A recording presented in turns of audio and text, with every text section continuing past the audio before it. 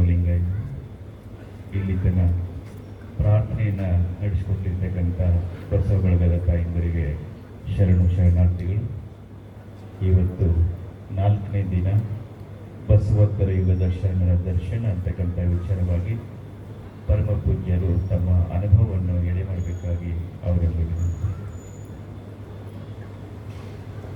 ಓಂ ಶ್ರೀ ಗುರು ಬಸವಲಿಂಗಾಯ ನಮಃ. ಬಸವಣ್ಣನೇ ತಾಯಿ, ಬಸವಣ್ಣನೇ ತಂದೆ, ಬಸವಣ್ಣನೇ ಪರಮ ಬಂಧುವೆನಗೆ, ವಸುದೀಶ ಕಪಿಲ ಸಿದ್ಧ ಮಲ್ಲಿಕಾರ್ಜುನ ನಿಮ್ಮ ಹೆಸರಿಟ್ಟ ಗುರು ಬಸವಣ್ಣನಯ್ಯ. ಪ್ರಾತಸ್ಮರಣೀಯರಾದ ಬಸವಾದಿ ಪ್ರಮಥರನ್ನು ಎನ್ಆರ್ ಮಂದಿರದಲ್ಲಿ ಸ್ಮರಿಸಿಕೊಳ್ಳುತ್ತಾ ಅವರ ದಿವ್ಯ ಪರಂಪರೆಯನ್ನು ಬಳಿಬಿಡಿದುಕೊಂಡು ಬಂದಂಥ ಜಗತ್ತಿನ ಅರುಗುರು ಚರ್ಮೂರ್ತಿಗಳ ಪಾದಾರವಿಂದಗಳಿಗೆ ನತಮಸ್ತಕನಾಗಿ ಎನ್ನ ಪರಮಾರಾಧ್ಯ ಗುರುದಯವಾಗಿರುವಂಥ ಲಿಂಗೈಕ್ಯ ಪರಮ ಪೂಜ್ಯ ಡಾಕ್ಟರ್ ತೋಂಟದ ಸಿದ್ಧಲಿಂಗ ಮಹಾಸ್ವಾಮಿಗಳನ್ನು ಎನ್ಆರ್ ಮಂದಿರದಲ್ಲಿ ಸ್ಮರಿಸಿಕೊಳ್ಳುತ್ತಾ ಹೊಸಪೇಟೆ ಮಹಾನಗರದ ಬಸವ ಬಳಗ, ಅಕ್ಕನ ಬಳಗ, ಅದೇ ರೀತಿ ವಿವಿಧ ಸಂಘ ಸಂಸ್ಥೆಗಳ ಸಂಯುಕ್ತ ಆಶ್ರಯದಲ್ಲಿ ಊರಿನ ಪ್ರಮುಖ ಗುರು ಹಿರಿಯರ ಶರಣ ಸದ್ಭಕ್ತರ ಸಂಯುಕ್ತ ಆಶ್ರಯದಲ್ಲಿ ಪ್ರಸ್ತುತ 2026ನೇ ಬಸವ ಜಯಂತಿ ನಿಮಿತ್ತ 893ನೇ ಬಸವ ಜಯಂತಿಯ ಪ್ರಯುಕ್ತ ಬಸವೋತ್ತರ ಯುಗದ ಶರಣರ ದರ್ಶನ ಅನ್ನುವಂಥ ಕುರಿತಾಗಿ ಪ್ರವಚನವನ್ನು ಹಮ್ಮಿಕೊಳ್ಳಲಾಗಿದೆ. ಇವತ್ತು 4ನೇ ದಿನವಾದಂಥ ಈ ಕಾರ್ಯಕ್ರಮದಲ್ಲಿ ಸನ್ಮಿಲಿತರಾದಂಥ ಎಲ್ಲ ಶರಣ ತಂದೆ ತಾಯಿಗಳಿಗೆ, ಮುದ್ದು ಮಕ್ಕಳಿಗೆ ಭಕ್ತಿಯ ಪ್ರಣಾಮವನ್ನು ಸಲ್ಲಿಸಿ, ಈ ಕಾರ್ಯಕ್ರಮವನ್ನು ಸಂಯೋಜನೆಗೊಳಿಸಿದಂಥ ಎಲ್ಲ ಸರ್ವ ಕಾರ್ಯಕರ್ತರಿಗೆ, ಪದಾಧಿಕಾರಿಗಳಿಗೆ ಭಕ್ತಿ ಪ್ರಣಾಮವನ್ನು ಸಲ್ಲಿಸಿ, ಈ ಕಾರ್ಯಕ್ರಮಕ್ಕೆ ಸಂಗೀತ ಸೇವೆಯನ್ನು ಸಲ್ಲಿಸುತ್ತಿರುವಂಥ ಉಭಯ ಕಲಾವಿದರಿಗೆ ಭಕ್ತಿ ಪ್ರಣಾಮವನ್ನು ಸಲ್ಲಿಸಿ, ಆರಂಭ ಮಾಡುವೆನಯ್ಯ ಗುರುಪೂಜೆಗೆಂದು, ವ್ಯವಹಾರವ ಮಾಡುವೆನಯ್ಯ ಲಿಂಗಾರ್ಚನೆಗೆಂದು, ಪರಸೇವೆಯನ್ನು ಮಾಡುವೆನಯ್ಯ ಜಂಗಮ ದಾಸೋಹಕ್ಕೆಂದು, ನಾನಾವಾವ ಕರ್ಮಗಳ ಮಾಡಿದೆಡೆಯೂ ಆ ಕರ್ಮದ ಫಲಭೋಗವ ನೀ ಕೊಡುವೆ ಎಂಬುದು ನಾನು ಬಲ್ಲೆನು, ನೀನು ಕೊಟ್ಟ ದ್ರವ್ಯವ ನಿಮಗಲ್ಲದೆ ಮತ್ತೊಂದ ಕ್ರಿಯೆ ಮಾಡೆನು, ನಿಮ್ಮಾಣೆ ನಿಮ್ಮ ಸೊಮ್ಮು ನಿಮಗೆ ಸಲ್ಲಿಸುವೆನು, ನಿಮ್ಮಾಣೆ ಕೂಡಲ ಸಂಗಮ ದೇವ ಅಂತೇಳಿ 12ನೇ ಶತಮಾನದೊಳಗೆ ಬಸವಣ್ಣನವರು ಆ ವಚನವನ್ನು ಬರೆದುದಲ್ಲದೇ ಅದರಂತೆಯೇ ಬದುಕಿ ತೋರಿಸಿ ಹೋದರು. ಅದಾದ ನಂತರ ಮತ್ತು ಹಾಗೆ ಬದುಕಾಕೆ ಯಾರು ಅದಾರ ಅಂತ ಕೇಳಿದ್ರೆ ಹಾಗೆ ಬದುಕಿದವರು ಇದ್ದು ಹಾಗೆ ನಡೆದುಕೊಂಡವರು ಕೂಡ ಈ ಬಳ್ಳಾರಿ ಜಿಲ್ಲೆಯ ಒಬ್ಬ ಶರಣ ಅಂದರೆ ಸಕ್ರಿ ಕರಡಪ್ಪನವರಂತ ನಾವು ಭಾಳ ಗೌರವದಿಂದ ಹೇಳಬೇಕಾಗ್ತದೆ. ನಾವೆಲ್ಲ ಇತಿಹಾಸನ ತಿಳ್ಕೋಬೇಕು. ನಮ್ಮ ದೇಶ ಭಾಳ ಸಂಪದ್ಭರಿತವಾದಂಥ ದೇಶ. ಇಲ್ಲಿ ಫಲವತ್ತಾದ ಭೂಮಿ ಇದೆ, ಜಲ ಸಂಪತ್ತಿದೆ, ಅರಣ್ಯ ಸಂಪತ್ತಿದೆ, ಖನಿಜ ಸಂಪತ್ತಿದೆ. ಅಷ್ಟೇ ಅಲ್ಲ, ಪಶು ಪಕ್ಷಿ ಪ್ರಾಣಿಗಳ ಸಂಪತ್ತಿದೆ. ಇಷ್ಟು ಸಂಪತ್ತು ನಮ್ಮ ದೇಶದೊಳಗಿರುವಂಥ ಸಂಪತ್ತು ಇನ್ನು ಯಾವ ದೇಶದೊಳಗೂ ಇಷ್ಟು ಇಲ್ಲ. ಆದರೆ ದುರ್ದೈವ ಅಂತ ಕೇಳಿದರೆ ಈ ಸಂಪತ್ತನ್ನು ಸರಿಯಾಗಿ ಹಂಚಿಕೊಳ್ಳುವಲ್ಲಿ ನಾವು ಪ್ರತಿ ಯುಗದಲ್ಲಿ ಕೂಡ ವಿಫಲರಾಗ್ತಿದ್ದೀವಿ ಅನ್ನೋದಕ್ಕೆ ಇದೊಂದು ಸಾಕ್ಷಿ. ನಮ್ಮ ದೇಶವನ್ನು ಒಂದೇ ಮಾತರಂ ಅಂತೇಳಿ ರವೀಂದ್ರ ಟಾಗೋರ್ ಹೇಳಿದರು. ಜನಗಣಮನ ಅಧಿನಾಯಕ ಅಂತಲೂ ಹಾಡಿದರು. ಆದರೆ ಅದನ್ನು ನಾವು ಇನ್ನೂ ನಮ್ಮ ಜೀವನದೊಳಗೆ ಆಚರಣೆ ಮಾಡಿಕೊಳ್ಳಿಲ್ಲ ಅನ್ನೋದಕ್ಕೆ ಸಾಕ್ಷಿ ಏನಂತ ಕೇಳಿದರೆ ಪ್ರತಿ ಒಂದೊಂದು ಪ್ರಸಂಗಗಳಲ್ಲಿ ಒಂದೊಂದು ದೇಶದವರು ಈ ದೇಶವನ್ನು ದೌರ್ಜನ್ಯ ಮಾಡಿ ದಬ್ಬಾಳಿಕೆ ಮಾಡಿ ಈ ದೇಶದ ಪ್ರಜೆಗಳನ್ನು ಗುಲಾಮಗಿರಿ ಮಾಡಿಕೊಳ್ಳುವುದನ್ನು ಇತಿಹಾಸದಿಂದ ಕಾಣ್ತೀವಿ ನಾವು. ಇದಕ್ಕೆ ಕಾರಣ ಏನಂತ ಕೇಳಿದರೆ ನಮ್ಮಲ್ಲಿ 4 ವರ್ಣಗಳಾಗಿರೋದ್ರಿಂದ, ಯಾವುವು? ಬ್ರಾಹ್ಮಣ, ಕ್ಷತ್ರಿಯ, ವೈಶ್ಯ, ಶೂದ್ರ. ಈ 4 ವರ್ಣಗಳಿಂದ ಏನಾಗಿತ್ತಂತ ಕೇಳಿದರೆ ಮಾನವರಲ್ಲಿ ಭೇದ ಉತ್ಪತ್ತಿಯಾಗಿ ಪರಸ್ಪರ ವಿರೋಧವಾಗಿ ನಡ್ಕೊಂಡದ ಪರಿಣಾಮವೇ ಅದನ್ನು ದುರುಪಯೋಗ ಮಾಡಿಕೊಂಡು ಏನು ಇಸ್ಲಾಂದವರು ಈ ದೇಶದ ಮೇಲೆ ದಾಳಿ ಮಾಡಿದರು, ಮತ್ತು ಬ್ರಿಟಿಷರು ಕೂಡ ಈ ದೇಶದ ಮೇಲೆ ದಾಳಿ ಮಾಡಿದರು ಅನ್ನೋದಕ್ಕೆ ಇತಿಹಾಸ ನಾವು ತಿಳ್ಕೋಬೇಕಾಗ್ತದೆ. ಈಗಲೂ ನಾವು 4 ವರ್ಣಗಳನ್ನ ತೆಗೆದಿಡಲಿಲ್ಲ ಅಂದರೆ ನಮ್ಮ ಸ್ಥಿತಿ ಮತ್ತೆ ಅದೇ ರೀತಿನ ಆಗ್ತದೆ. 18ನೇ ಶತಮಾನ ನೆನಪಿಟ್ಟುಕೊಳ್ಬೇಕು ನಾವು. ಏನೂ ಇಲ್ಲದ ದೇಶ, ತಿನ್ನಾಕಿರ್ಲಾರ್ದಂಥ ದೇಶ, ಬೇರೆ ಮಂಜು ನೀರು ಬಿಟ್ಟರೆ ಏನೂ ಇರಲಾರ್ದಂಥ ದೇಶ. ನೋಡಿದ್ರು ಇದೇ ವಿಜಯನಗರದೊಳಗೆ ಮುತ್ತು ರತ್ನಗಳನ್ನ ಬೀದಿಯಲ್ಲಿ ಮಾರಾಟ ಮಾಡಿದಂಥ ದೇಶ ನಮ್ಮದು. ಇದೇ ವಿಜಯನಗರದೊಳಗೆ ಹಳದು ಮಾರ್ತಿದ್ರು ಮಾಪಲೆ ಮುತ್ತು ರತ್ನಗಳನ್ನು, ಹೆಂಗೆ ಜೋಳ ಮಾರ್ತಿರಲ್ಲ ಹಂಗೆ ಮಾಡ್ತಿದ್ರು. ಅಷ್ಟು ಸುಭಿಕ್ಷವಾದಂಥ ದೇಶ ಇದು. ವ್ಯಾಪಾರಕ್ಕಂತ ಬಂದ್ರವರು ಬಂದು ನೋಡಿದರು, ಅಬಾಬಾ ಈ ದೇಶದಲ್ಲಿರುವಂಥ ಶ್ರೀಮಂತಿಕೆ ಎಲ್ಲೂ ಇಲ್ಲ ಅಂತ ತಿಳ್ಕೊಂಡು ನೋಡಿದರು. ನೋಡಿದ ಮೇಲೆ ಅವ್ರಿಗೆ ಅನ್ನಿಸ್ತು ಈ ದೇಶದೊಳಗೆ ಒಮ್ಮತ ಇಲ್ಲ, ರಾಜರಲ್ಲಿ ಭೇದ,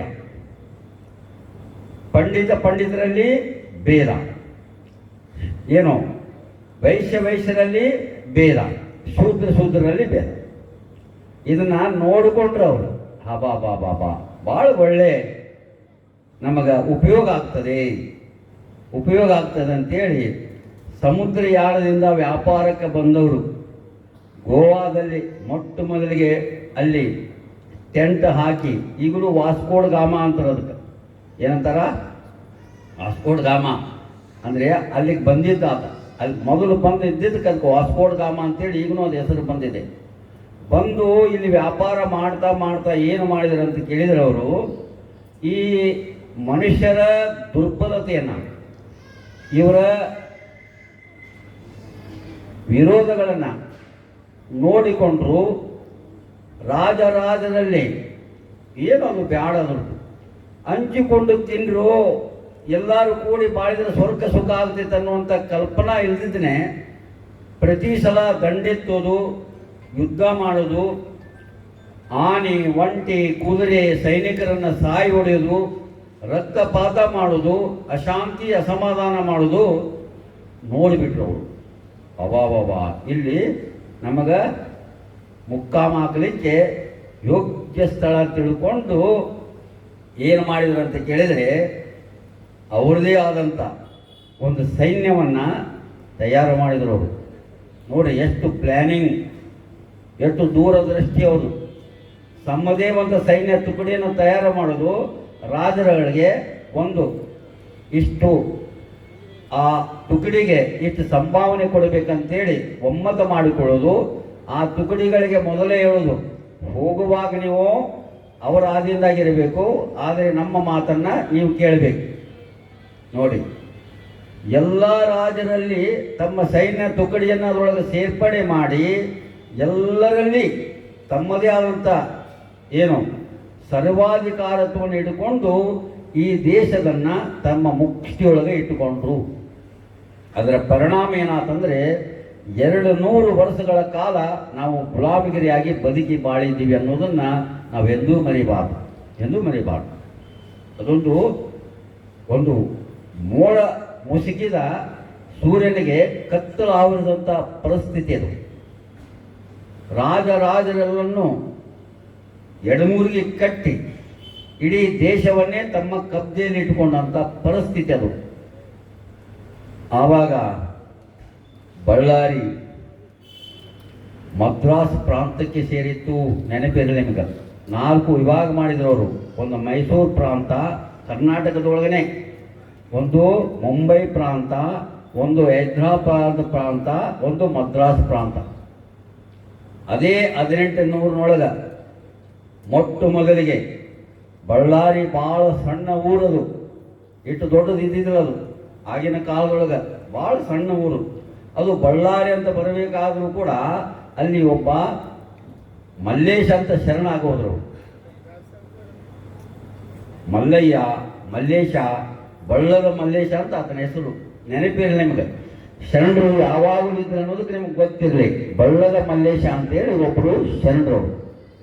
ಲಿಂಗದ ಮೇಲೆ ಎಷ್ಟು ನಿಷ್ಠ ಅಂತ ಕೇಳಿದರೆ, ಲಿಂಗವನ್ನು ಬಿಟ್ಟು ಎಂದೂ ಯಾವ ಕ್ಷಣದಲ್ಲಿಗೂ ಕೂಡ ಮರಿಲಾರದಂಥ ವ್ಯಕ್ತಿ.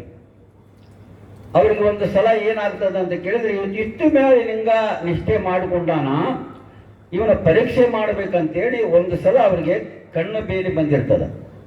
ಏನು ಬಂದಿರ್ತದ? ಕಣ್ಣು ಬೇರೆ ಬಂದಿರ್ತದ, ಕಣ್ಣು ಕಾಣಿಸ್ತಾ ಇರೋಲ್ಲ. ಆವಾಗ ಲಿಂಗವನ್ನು ಹುಡುಕಾಡ್ತಿರ್ತಾರವರು.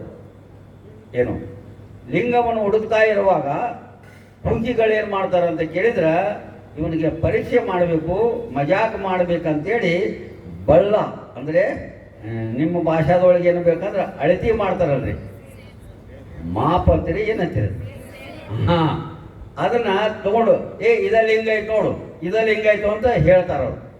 ನೋಡ್ರಿ, ನಂಬಿಗೆ ಎಷ್ಟು ದೊಡ್ಡದು. ಅವ್ರು ಹೇಳ್ಯಾರದ ಮ್ಯಾಗೆ ಮತ್ತು ಲಿಂಗ ಅಂದರೂ ಕೂಡ ನಾವು ತಿಳ್ಕೋಬೇಕು, ಕಟ್ಕೊಂಡಷ್ಟೇ ಲಿಂಗ ಅಲ್ಲ. ಇದು ನೆನಪಿರಲಿ ನಿಮ್ಗೆ. ಲಿಂಗದ ವಿಕಾಸ ಎಷ್ಟೈತಂದರೆ ಜಗದಗಲ, ಮುಗಿಲಗಲ, ಮಿಗಿಯಗಲ. ಅದು ನೀವು ಕಟ್ಟಿಕೊಂಡಿದ್ದಷ್ಟೇ ಲಿಂಗ ಅಲ್ಲ. ಲಿಂಗ ಅಂದರೆ ಅದು ವಿಕಾಸತೆ, ವಿಶಾಲತೆ. ಆ ನಂಬಿಕೆ ಒಳಗೆ ಇದು ಲಿಂಗ ಅಂತ ಹೇಳ್ಯಾರಂದ ಮೇಲೆ ಇದೇ ಲಿಂಗ ಅಂತ ತಿಳ್ಕೊಂಡು ಲಿಂಗವನ್ನು ಭಕ್ತಿಯಿಂದ ಪೂಜಾ ಮಾಡ್ತಾರೋ. ಆ ಬಳ್ಳ ಹೋಗಿ ಲಿಂಗವಾಗಿ ಪರಿವರ್ತನೆ ಆಗ್ತದೆ. ಆವಾಗ ಬಳ್ಳ ಹರಿ, ಬಳ್ಳ ಹರಿ ಅಂದ್ರೆ ಇದು ಲಿಂಗ ಅಂತ ತಿಳ್ಕೊ, ಲಿಂಗ ಅಂತ ತಿಳ್ಕೊ ಅಂತ ಹೇಳಿದಕ್ಕೆ ಬಳ್ಳಾರಿ ಅಂತ ಹೆಸರು ಬಂದಿದೆ ನೋಡಿ. ನೆನಪಿರಲಿ ನಿಮ್ಗೆ. ಬಳ್ಳಾರಿ ಅಂತ ಯಾಕೆ ಹೆಸರು ಬಂತಂದರೆ ಬಳ್ಳ ಹರಿ, ಇದು ಲಿಂಗ ಐತಿ ತಿಳ್ಕೊ ಅಂತೇಳಿ ಹೇಳಿದಕ್ಕೆ ಬಳ್ಳಾರಿ ಅಂತ ಅದಕ್ಕೆ ಊರು ಬಂತು. ಭಾಳ ಸಣ್ಣ ಊರು. ಎಲ್ಲ ರಾಜರು ಅವನತಿ ಆದ ಮೇಲೆ ಬ್ರಿಟಿಷರು ತಮ್ಮ ಕೈಯಾಗ ಬಂದ ಮೇಲೆ 4 ಪ್ರಾಂತವನ್ನು ಮಾಡಿಕೊಂಡ್ರವರು. ಮುಂಬೈ ಪ್ರಾಂತ, ಮೈಸೂರು ಪ್ರಾಂತ. ಆವಾಗ ಮುಮ್ಮಡಿ ಕೃಷ್ಣರಾಜರನ್ನು ಒಡೆಯರು ಇದ್ದಿದ್ದಿಲ್ಲ, ತಮ್ಮ ಕಬ್ಜಾ ತಗೊಂಡಿದ್ರು ಅವರು. ಈ ಕಡೆ ಹೈದರಾಬಾದ್ ಪ್ರಾಂತ, ಆಮೇಲೆ ಮದ್ರಾಸ್ ಪ್ರಾಂತ. ಬಳ್ಳಾರಿ ಆವಾಗ ಮದ್ರಾಸ್ ಪ್ರಾಂತದೊಳಗೆ ಸೇರಿತ್ತು ಅನ್ನೋದು ನಿಮಗೆ ನೆನಪಿಟ್ಟುಕೊಳ್ಬೇಕು.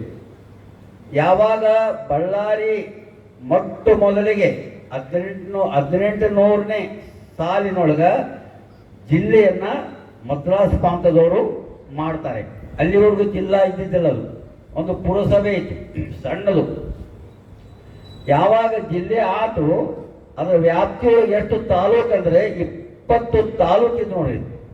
ಎಷ್ಟು ತಾಲೂಕು? 20 ತಾಲೂಕು. ಈ ಕರ್ನಾಟಕದೊಳಗೆ 20 ತಾಲೂಕಿನ ಒಂದು ದೊಡ್ಡ ಜಿಲ್ಲೆ ಅಂದರೆ ಅದು ಬಳ್ಳಾರಿ. ನೆನಪಿರಲಿ ನಿಮ್ಗೆ, ಬಳ್ಳಾರಿ. ಈಗೆಲ್ಲ ವಿಜಯನಗರ ಬ್ಯಾರೆ ಆಗೈತೆ, ಸ್ವಲ್ಪ ಕಡಿಮೆ ಆಗೈತಿ. ಹೂವಿನ ಹಡಗಲಿ, ಏನಮ್ಮ ಹರಪನಹಳ್ಳಿ, ಹೊಸಪೇಟೆ, ಕಂಪ್ಲಿ, ಏನಮ್ಮ ಈ ಕಡೆ ಸಿರುಗುಪ್ಪ, ಈ ಕಡೆ ಇದ್ರ ಮಠನೂ ಅವ್ರದ್ದು ವ್ಯಾಪ್ತಿ ಇತ್ತು. ಆ ಕಡೆ ಆಂಧ್ರ ಪ್ರದೇಶವರೆಗೂ ಅದ್ರ ವ್ಯಾಪ್ತಿ ಇತ್ತು. ಅಷ್ಟು ದೊಡ್ಡ ಜಿಲ್ಲಾ ಬಳ್ಳಾರಿ ಜಿಲ್ಲಾ 1800 ಶತಮಾನದೊಳಗೆ. ಅದೇ ತಾನೇ ಅಲ್ಲಿ ಸಂಗನ ಬಸಪ್ಪ, ಗಂಗಮ್ಮ ಅಂತೇಳಿ ಒಬ್ಬರು ವ್ಯಾಪಾರ ಮಾಡ್ತಿರ್ತಾರೋ. ಯಾಕಂದರೆ ಆಗಿನ ದಿನಮಾನದೊಳಗೆ ಒಂದು ಒಕ್ಕಲತನ, ಒಂದು ವ್ಯಾಪಾರ, ಇನ್ನುಳಿದವೆಲ್ಲ ಕೈಗಾರಿಕೆ. ಅಂದರೆ ಕಮ್ಮಾರಿಕೆ, ಬಡಿಗತನ, ಕುಂಬಾರಿಕೆ, ಹೂಗಾರ, ಇಷ್ಟು ಕೆಲಸ ಬಿಟ್ಟರೆ ಬೇರೆ ಏನೋ ಅಭಿವೃದ್ಧಿಗಳು ಇದ್ದಿದ್ದಿಲ್ಲ.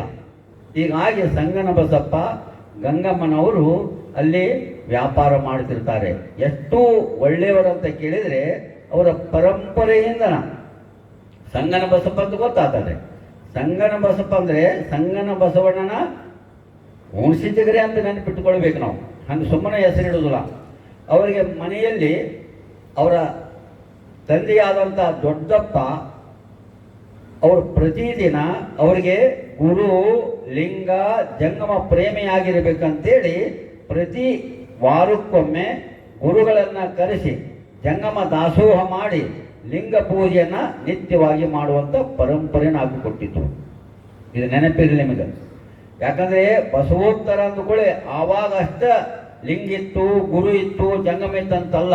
ಅದು ನಿರಂತರವಾಗಿ ನಮ್ಮ ಹಿರಿಯರು ಅದನ್ನು ಮುನ್ನಡೆಸಿಕೊಂಡು ಬಂದಿದ್ದಾರೆ ಅನ್ನೋದಕ್ಕೆ ಸಾಕ್ಷಿ. ಎಂಥ ಸಂಗನ ಬಸಪ್ಪ, ಎಷ್ಟು ಗಂಗಮ್ಮ ಅಂತ ಕೇಳಿದರೆ ಅವರು ಬೆಳಗಿನ ಜಾವದಲ್ಲಿ 3:30 ಗಂಟೆಗೆ ಹೇಳ್ತಿದ್ರು ನೋಡಮ್ಮ. ಹೇಳಬೇಕು, ನೀವು ಹೇಳುವುದಿಲ್ಲ, ನೀವು ಸೂರ್ಯ ಹುಟ್ಟಿದ ಮ್ಯಾಗ ಹೇಳೋರು. ನೀವು ಏನೋ ಸೂರ್ಯ ಹುಟ್ಟಿದ ಮ್ಯಾಗ ಹೇಳಿದಂದ್ರೆ ನಿಮಗೆ ಆಲಸ್ಯತನ ಜಾಸ್ತಿ ಆಗ್ತದೆ, ಏನಮ್ಮ ಬುದ್ಧಿ ಮಂದಾಗ್ತದೆ, ದೇಹ ಜಡ ಆಗ್ತದೆ. ನಿಸರ್ಗದೊಳಗೆ ಒಂದು ಏನು ಶಕ್ತಿ ಐತಂತ ಕೇಳಿದರೆ, ಯಾಕ ಪಕ್ಷಿ ಪ್ರಾಣಿಗಳೆಲ್ಲ ಬೇಗನೆ ಹೇಳ್ತಾವಂತ ಕೇಳಿದ್ರೆ ಅದು ಗೊತ್ತಿದೆ, ಅವಕ್ಕೆ ಜ್ಞಾನ ಇದೆ. ಆವಾಗ ಪ್ರಶಾಂತವಾದಂಥ ವಾತಾವರಣ ಇರ್ತದೆ,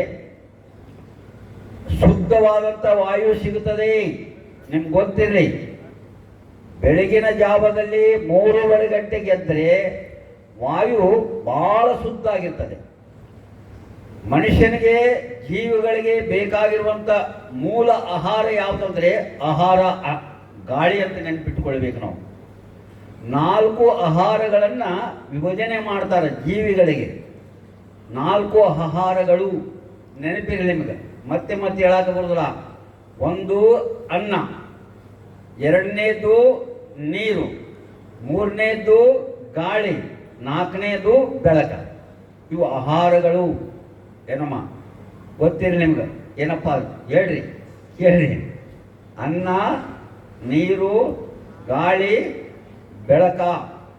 ಈ 4 ಆಹಾರದೊಳಗೆ ಅನ್ನ ಇರ್ಲಿಕ್ಕೂ ನಾವು ಬದುಕ್ತೀವಿ. ಸ್ವಲ್ಪ ಕಾಲ, ಸ್ವಲ್ಪ ದಿನ ಬದುಕ್ತೀವಿ. ನೀರು ಇರ್ಲಿಕ್ಕೂ 1 ದಿನ 2 ದಿನ ಬದುಕ್ತೀವಿ. ಗಾಳಿ ಇರ್ಲಿಕ್ಕರೆ 1 ಕ್ಷಣನೂ ನಾವು ಬದುಕೋದಿಲ್ಲ. ಅಂದರೆ ಯಾವ ಆಹಾರ ಮುಖ್ಯ? ನಾವು ಅದನ್ನ ಅವಾಯ್ಡ್ ಮಾಡ್ಕೊಂಡು ಹೋಗ್ತೀವಿ. ನಾವು ಗಾಳಿ ಭಾಳ ಮುಖ್ಯ. ಅಂಥ ಗಾಳಿ, ಶುದ್ಧ ಗಾಳಿ ಸಿಗಬೇಕಾದರೆ ಬೆಳಗಿನ ಜಾವ ಮಾತ್ರ ಸಿಗುತ್ತದೆ, ಉಳಿದ ಸಂದರ್ಭದಲ್ಲಿ ಸಿಗುವುದಿಲ್ಲ. ಅಕ್ಕ ಮಹಾದೇವಿ ತಾಯಿ ಹೇಳ್ತಾಳೆ, ಏನಂತಾಳಂದ್ರೆ ಒಂದು ಮಾತು ಹೇಳ್ತಾಳ, ಒಬ್ಬ ವ್ಯಕ್ತಿಗೆ ದಿನಚರಿ ಹೆಂಗ ಪ್ರಾರಂಭ ಆಗ್ತದ ಅನ್ನೋದಕ್ಕೆ ಒಂದು ಸಂದೇಶ ಕೊಡ್ತಾಳ ಆ ತಾಯಿ. ಏನು ಮಾಡ್ತಾಳಂದ್ರೆ, ರವಿ ಉದಯ ಆದರೆ ಲೋಕದ ಚೇಷ್ಟೆಗೆ ರವಿ ಬೀಜವಾದಂತೆ ಕರ್ಣಂಗಳ ಚೇಷ್ಟೆಗೆ ಮನವೇ ಬೀಜ ಅಂತ ಉದಾಹರಣೆ ಕೊಡ್ತಾರೆ ಅವರು. ಯಾವಾಗ ರವಿ ಉದಯ ಆದ ಲೋಕದ ಚೇಷ್ಟೆಗಳು ಚಾಲವು. ಕಸ, ಮುಸಿರಿ, ಏನು ಒಗ್ಯಾಣ, ಅಡಿಗೆ ಮತ್ತು ವ್ಯಾಪಾರ, ಶಬ್ದ ಎಲ್ಲಿ ಚಾಲಾಗ್ತೈತಮ್ಮ? ಅದಕ್ಕೆ ರವಿ ಹುಟ್ಟಿದ ಮೇಲೆ ಇವೆಲ್ಲ ಚಾಲು ಆಕ್ಕವು. ಶಬ್ದ ಮಾಲಿನ್ಯ ಆಗ್ತದೆ, ವಾಯು ಮಾಲಿನ್ಯ ಆಗ್ತದೆ, ಪರಿಸರ ಮಾಲಿನ್ಯ ಆಗ್ತದೆ. ಅದನ್ನು ನೀವು ಎಲ್ಲ ಮಾಡಿದ ಮೇಲೆ, ನೀವೇನು ರಾತ್ರಿವರೆಗೆ ಮಾಡ್ತಿರಲ್ಲ, ಪಾಪ ನೋಡಿ ನಿಸರ್ಗ ನೀವು ಮಲ್ಕೊಂಡ ಮೇಲೆ ಮತ್ತದನ್ನು ಶುದ್ಧೀಕರಣ ಮಾಡ್ತದೆ, ನಿಸರ್ಗ ಮಾಡ್ತದೆ. ಒಂದು ವೇಳೆ ಅದು ಶುದ್ಧೀಕರಣ ಮಾಡಿ ಅಂದರೆ ನಾವು ಬದುಕ್ತಾನೆ ಇದ್ದಿದ್ದಿಲ್ಲ. ಮಧ್ಯರಾತ್ರಿಯಿಂದ ಹಿಡಿದು ಪ್ರಾಣ ಶುದ್ಧೀಕರಣ ಮಾಡಿದಾಗ 3:30 ಗಂಟೆಗೆ ವಾಯು ಭಾಳ ಶುದ್ಧ ಇರ್ತದೆ, ನೀರು ಶುದ್ಧವಾಗಿರ್ತವೆ, ವಾತಾವರಣ ಶುದ್ಧವಾಗಿರ್ತದೆ. ಅಂಥ ಸಂದರ್ಭಕ್ಕೆ ನೀವು ಹೇಳ್ತೀರಂದರೆ ಒಂದು ಎನರ್ಜಿ ಜಾಸ್ತಿ ಆಗ್ತದೆ.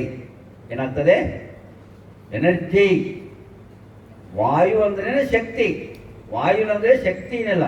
ಅಂತ ವಾಯು ನಿಮಗೆ ಸಿಗಬೇಕಾದ್ರೆ ಬೆಳಗಿನ ಜಾವದಲ್ಲಿ ಬೇಗ ಹೇಳಬೇಕು. ಅದಕ್ಕೆ ನಮ್ಮ ಅಪ್ಪ ಹೇಳ್ದ, ಸುಪ್ರಭಾತ ಸಮಯದಲ್ಲಿ ಅರ್ತಿಯಲ್ಲಿ ಲಿಂಗವ ನೆನೆದರೆ ತಪ್ಪುವವು ಅಪಮೃತ್ಯು ಕಾಲಕರ್ಮಗಳಯ್ಯ.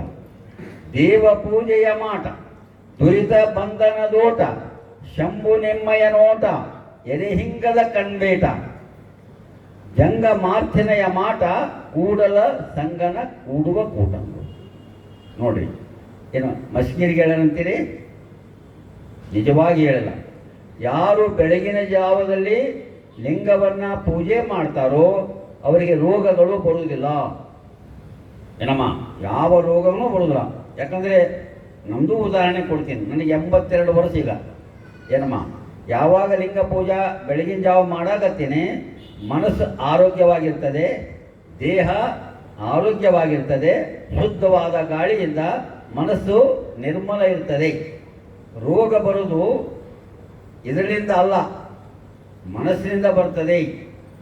ಮನಸ್ಸು ಮಾಲಿನ್ಯಗೊಂಡ್ರೆ ರೋಗಗಳು ಉಲ್ಬಣ ಆಗ್ತಾವು, ಶರೀರಕ್ಕಲ್ಲ ಅನ್ನೋದನ್ನು ನೆನಪಿಟ್ಟುಕೊಂಡು ಸಂಗನ ಬಸಪ್ಪ ಗಂಗಮ್ಮನವ್ರಿಗೆ ದೊಡ್ಡಪ್ಪ ಹೇಳ್ತಿದ್ದ, ನೀವು ಬೆಳಗಿನ ಜಾವ ಬೇಗನೆ ಹೇಳಬೇಕು, ಲಿಂಗ ಪೂಜನ ಕಡ್ಡಾಯವಾಗಿ ಮಾಡ್ಕೋಬೇಕು. ಅಷ್ಟೇ ಅಲ್ಲ, ಲಿಂಗ ಪೂಜೆ ಮಾಡುವುದ್ರ ಮುಖಾಂತರ ಜಂಗಮ ಸೇವೆನೂ ನೀವು ಮಾಡಬೇಕು. ಅಂದ್ರೆ ಲಿಂಗ ಪೂಜೆ ಎರೆದರೆ ನೆನೆಯದು, ಮರೆದರೆ ಮಾಡದು. ಉರುಳಿಲ್ಲ ಲಿಂಗಾರ್ಚನೆ. ಜಂಗಮ ಕೆರೆದರೆ ತಾವರ ನೆನೆಯುತ್ತಂತಾರವರು. ತಿಳಿತಿಲ್ಲಮ್ಮ? ಅಂದರೆ ನಾವು ಲಿಂಗ ಪೂಜೆ ಮಾಡಿದ ಮೇಲೆ ಜಂಗಮ ದಾಸೋಹ ಮಾಡಲೇಬೇಕು.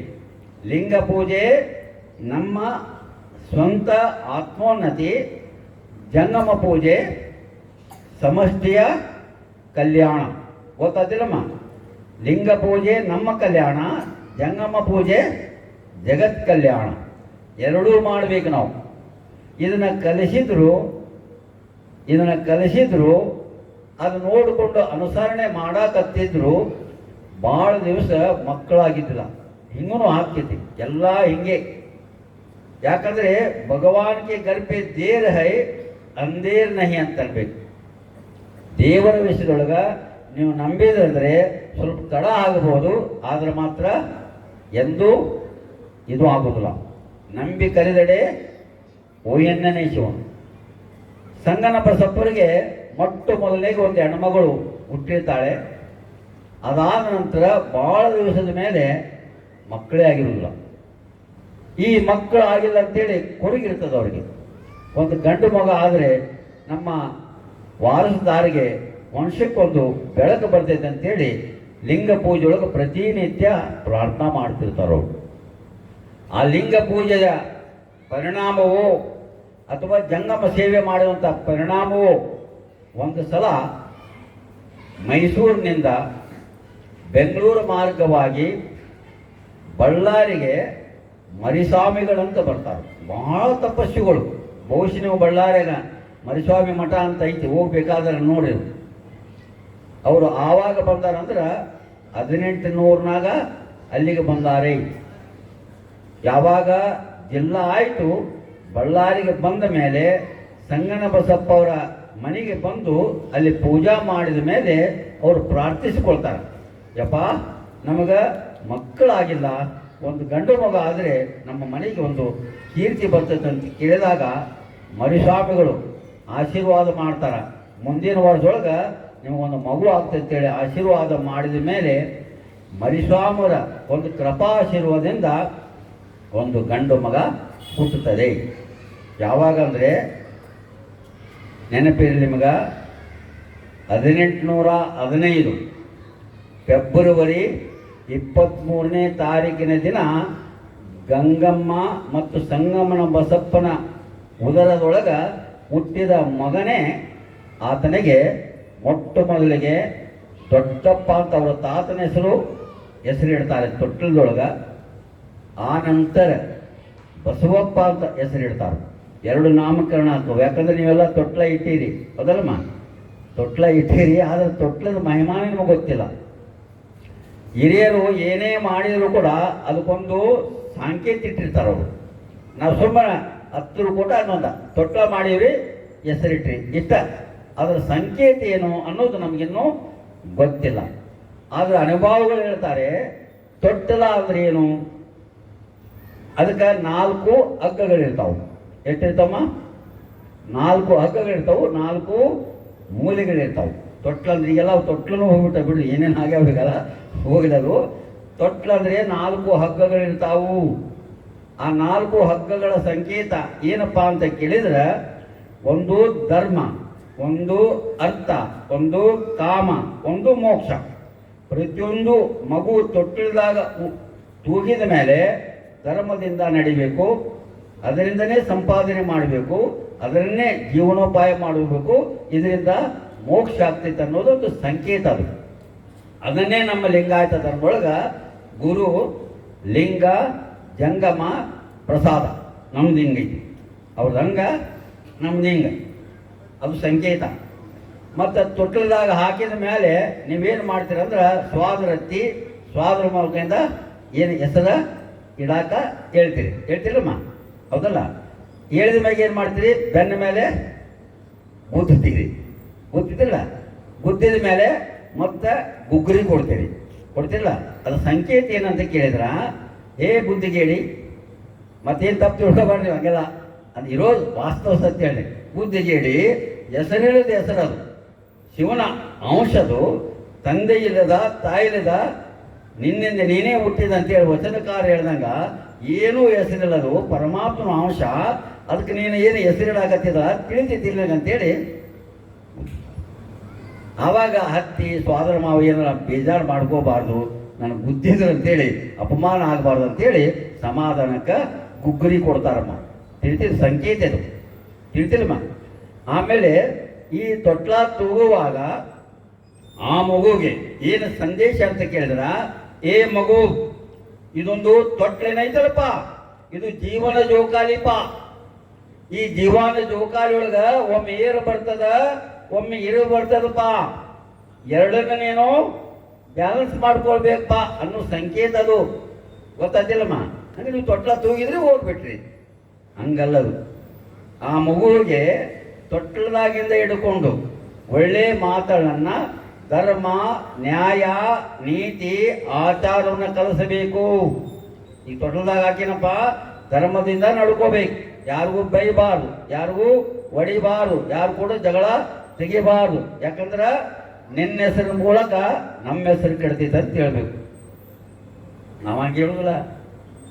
ಬಸ್ಸಿನಾಗ ಹೋಗಿರ್ತಾರ, ಅವರು 2ನೇ ಕ್ಲಾಸ್ 3ನೇ ಕ್ಲಾಸ್ ಇರ್ತಾನ, 4ನೇ ಕ್ಲಾಸ್ ಇರ್ತಾನ, 5ನೇ ಕ್ಲಾಸ್ ಇರ್ತಾನ. ಅವ್ನಿಗೆ ಹೇಳು 1ನೇ ಕ್ಲಾಸ್ ಅಂತ ಹೇಳು ಅಂತ ಹೇಳಿಬಿಡ್ತೀವಿ ನಾವು. ಏನು ಪರಿಣಾಮ ಆಗ್ತಿದೆ ಅಂತ ಕೇಳಿದ್ರೆ, 5 ರೂಪಾಯಿಗೆ ನೀವು ಸುಳ್ಳು ಹೇಳಿದ ಕಲಿಸಿದರೆ ಆ ಮಗು ದೊಡ್ಡದಾದ ಮೇಲೆ ನಿಮಗೆ 5 ಲಕ್ಷ ಸುಳ್ಳು ಹೇಳ್ತಿದ್ದ. ಅದು ಯಾಕೆ ಕಲಿಸಿರ್ತೀರಿ ನೀವೇ? ಎಂದೂ ಕಲಿಸಬಾರ್ದು ಏನಮ್ಮ, ಎಂದೆಂದೂ ಕಲಿಸಬಾರ್ದು. ಹುಡುಗನೇ ಒಳ್ಳೆಯದನ್ನ ಕಲಿಸಿದ್ರೆ ಎಲ್ಲರೂ ಒಳ್ಳೆಯವರಾಗ್ತಾರ, ಅದರ ಪರಿಣಾಮ ನಿಮಗೆ ಹೆಸರು ಒಳ್ಳೇದು ಬರ್ತದೆ, ಗೊತ್ತಾಯ್ತಿಲ್ಲಮ್ಮ? ಅದು ಸಂಕೇತ. ಅದು ನೋಡು ಮಗು, ನೀನು ಜೀವನ ಜೋಕಾಲಿ ಆಡುವಾಗ ಅಂಬೆಗಾಲಿನಿಂದ ಹಿಡ್ಕೊಂಡು ಜೀವನದ ಕೊನೆ ಉಸಿರುವರೆಗೂ ಸತ್ಯದಿಂದ ನಡ್ಕೋಬೇಕು, ಪ್ರಾಮಾಣಿಕದಿಂದ ನಡ್ಕೊಳ್ಬೇಕು, ಕುಟುಂಬದೊಳಗೆ ಪ್ರೇಮದಿಂದ ಇರಬೇಕು, ಸಮಾಜದೊಳಗೆ ಎಲ್ಲರ ಜೊತೆಗೆ ಪ್ರೀತಿ ಪ್ರೇಮದಿಂದ ಇರಬೇಕು. ಅಂದಾಗ ನಿನ್ನ ಬದುಕು ಸುಂದರ ಆಗ್ತದೆ ಅಂತೇಳಿ ಜೋಗಳ ಆಡ್ಬೇಕು. ಅದು ಸಂಕೇತ. ಅದು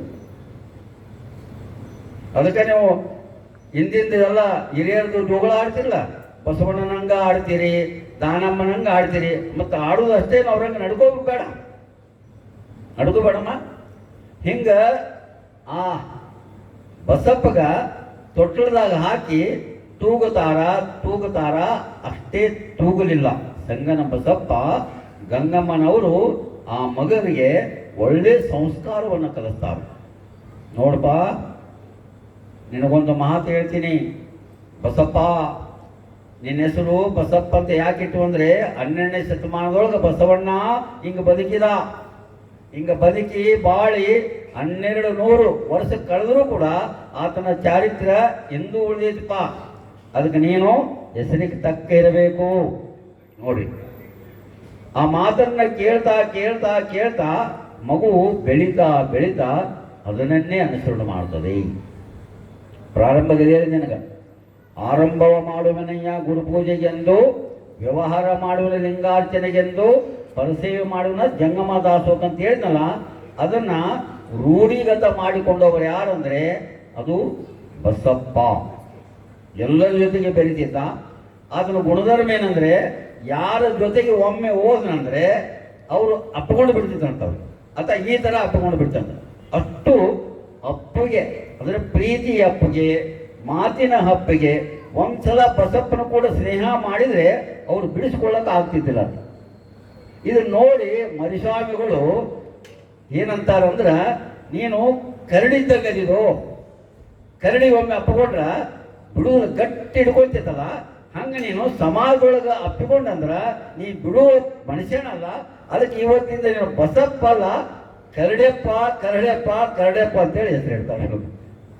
ಕರಡೆಪ್ಪ ಹಿಂಗೆ ಬಂತದ ಹೆಸರು, ಮರಿಸ್ವಾಮಿಗಳು ಇಟ್ಟಿದ್ದ ಹೆಸರು. ಯಾವಾಗ ಕರಡೆಪ್ಪ ದೊಡ್ಡವನಾದ ಸಂಗನ ಬಸಪ್ಪಗೆ ಗಂಗಮ್ಮನಿಗೆ ಒಂದು ಉಸಿರಾಟ ಕಡಿಮೆ ಆಗ್ತದೆ. ಯಾಕಂದರೆ ಪ್ರತಿಯೊಂದು ತಾಯಿ ತಂದೆಗಳು ಮಕ್ಕಳನ್ನ ಪಾಲನೆ ಪೋಷಣೆ ಮಾಡುವಾಗ ತಮ್ಮ ಜವಾಬ್ದಾರಿಯನ್ನು ತಮ್ಮ ಮಕ್ಕಳು ಎಗರಿಗೆ ಒಪ್ಪಿಸಬೇಕಂತ ಎಲ್ಲರೂ ಆಸೆ ಇರ್ತೈತಿಲ್ಲಮ್ಮ. ನಮ್ಮ ಮನೆ, ನಮ್ಮ ಹೊಲ, ನಮ್ಮ ಉದ್ಯೋಗ, ನಮ್ಮ ವ್ಯವಹಾರ, ನನ್ನ ಮಗ ನೋಡ್ಕೊಳ್ಳಿ ಅಂತೇಳಿ ಇರ್ತಾರಿಲ್ಲಮ್ಮ. ಮತ್ತು ಮಗನ ದಾರಿ ತಪ್ಪಿದ್ರೆ ಏನಾಗ್ತೈತೆ ಹೇಳ್ರಿ, ಏನಾಗ್ತೈತೆ ಹೇಳಿ? ಹಂಗಾಗಬಾರ್ದು. ತಂದೆ ತಾಯಿಗೆ ಯಾರು ನಿಜವಾದ ಮಕ್ಕಳು ಅಂತ ಕೇಳಿದರೆ ಅವರು ವಯಸ್ಸಾದ ಮೇಲೆ ಆ ಮನೆತನದ ಪೂರ್ಣ ಜವಾಬ್ದಾರಿನ ಯಾರು ಒತ್ತುಕೊಳ್ತಾರೋ ಅವರೇ ನಿಜವಾದ ಮಕ್ಕಳು. ಇಲ್ಲಿಕಂದ್ರೆ ಇಕ್ಕಳನೇ. ಆದರೆ ಕರಡಪ್ಪ ಎಂಥ ಸಾಧು ಸತ್ಪುರುಷ ಅಂತ ಕೇಳಿದರೆ ತಂದೆ ತಾಯಿ ಮಾತನ್ನ ಎಂದೂ ಮೀರ್ತಿದ್ದಿಲ್ಲ. ಜೊತೆಗೆ ಬಂಧು ಬಳಗರ ಜೊತೆಗೆ ಎಂದೂ ವೈರತ್ವ ಕಟ್ಟಿಕೊಳ್ತಿದ್ದಿಲ್ಲ. ಗುರು ಲಿಂಗ ಜಂಗಮರನ್ನ ಪ್ರೀತಿಸಿದ್ದ, ಆರಾಧಿಸಿದ್ದ.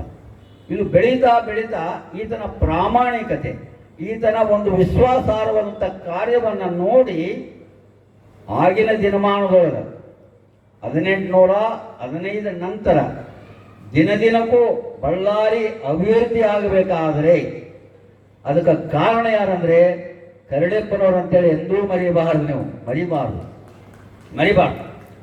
ಎಷ್ಟು ಅಭಿವೃದ್ಧಿ ಮಾಡ್ತಾರಂತ ಕೇಳಿದರೆ ಸಣ್ಣದಾಗಿರುವಂಥ ಪುರಸಭೆಯನ್ನ ದೊಡ್ಡ ಪಟ್ಟಣವಾಗಿ ನಿರ್ಮಾಣ ಮಾಡುವುದರಲ್ಲಿ ಕರಡೆಪ್ಪನವರ ಪಾತ್ರ ಬಹಳ ದೊಡ್ಡದು. ಈಗಲೂ ಅಲ್ಲೊಂದು ರೈಲ್ವೆ ಸ್ಟೇಷನ್ ಇದೆ ಬಳ್ಳಾರಿ ಒಳಗೆ, ನೋಡ್ರಿ ಎಂಥ ಅದ್ಭುತ ಸ್ಟೇಷನ್ ಅಂತ ಕೇಳಿದ್ರೆ. ಈಗೆಲ್ಲ ಸ್ವಲ್ಪ ಡೆಮೊಲೇಷನ್ ಮಾಡ್ಯಾರ. ಆ ಪ್ಲಾಟ್ಫಾರ್ಮ್ ಒಳಗೆ ರೈಲ್ ನಿಂದಿರುವಾಗ ಒಂದು ಇದು ಕಟ್ಟ್ಯಾರ ನೋಡುವ ಸ್ಟೇಷನ್ ಒಳಗೆ. ಏನು ಅದ್ಭುತ ಅದು ಬಾಡಿ, ನೀವು ಕಬ್ಬಣ ತಗೊಂಡು ಹೊಡೆದ್ರು ಚೂರಾಗೋದಿಲ್ಲ. ಅದು ಕಟ್ಟಿದವರು ಯಾರಂದರೆ ಕರಡೆಪ್ಪನವರು. ನೆನಪಿರಲಿ ನಿಮಗೆ. ಆ ಬಳ್ಳಾರಿ ಒಳಗೆ ರಸ್ತೆ ನಿರ್ಮಾಣ ಮಾಡಿದವರು ಕರಡೆಪ್ಪನವರೇ.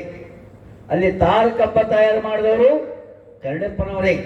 ಅಲ್ಲಿ ರಸ್ತೆ ನಿರ್ಮಾಣ ಮಾಡಿದವರು ಕರಡೆಪ್ಪನವರೇ. ಇಷ್ಟೆಲ್ಲ ಮಾಡಿದ ಮೇಲೆ ಅಲ್ಲಿ ಹತ್ತಿ ವ್ಯಾಪಾರ, ಜವಳಿ ವ್ಯಾಪಾರ ಮತ್ತು ಅನೇಕ ರೈತರಿಗೆ ಭೂಮಿಯನ್ನು ಕೊಟ್ಟು ನೀವು ಬದುಕಾಕ ಅವಕಾಶ ಮಾಡಿಕೊಟ್ಟು ಇಡೀ ಬಳ್ಳಾರಿಯ ಜನತೆಗೆ ಆಶ್ರಯದಾತರಾದವರು ಅಂದರೆ ಸಕ್ರಿ ಕರಡೆಪ್ಪನವರು. ನೆನಪಿಲ್ಲ ನಿಮಗೆ. ಇತಿಹಾಸದೊಳಗೆ ಅವ್ರನ್ನೆಂದು ಮರಿಬಾರ್ದು.